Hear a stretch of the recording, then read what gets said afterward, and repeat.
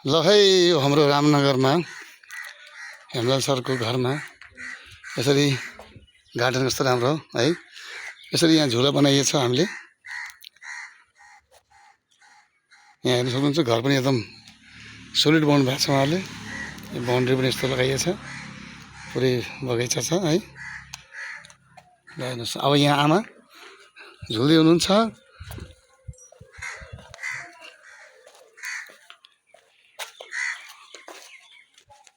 यहाँलाई कस्तो लाग्यो यहाँ हेर्नु होला। ल भन्नुहोस् आमा कस्तो लागिरहेछ त झुल्दाखेरि? राम्रो लागिरहेछ नि? कम्फर्टेबल छ? केही त्यस्तो गुनासो छैन नि? छोराले झुलाइदिएको कामले। अब यस्तो अब भाग्यमानी आमा हुनुहुन्छ नि त, छोराले यस्तो पाएको छन् होइन। यस्तो राम्ररी अब छोराले चाहिँ बनाइदिनु भएको छ बुढेसकालमा। यसो अब बिहानै बेलुका यसो तातो होइन चिया खाँदै यसो होइन। आमा त्यस्तो चिया खाने पूर्वको घाम पनि अब बिहान भिटामिन डी खानु पाइयो होइन। अब आएर हो बेलुका एक्लो हुँदाखेरि यसो बसेर यहाँ चिया खाँदै होइन त। हावा आउँछ बेलुका। सब ठिक छ नि त आमा? एकदम केही गाह्रो त भएको छैन नि?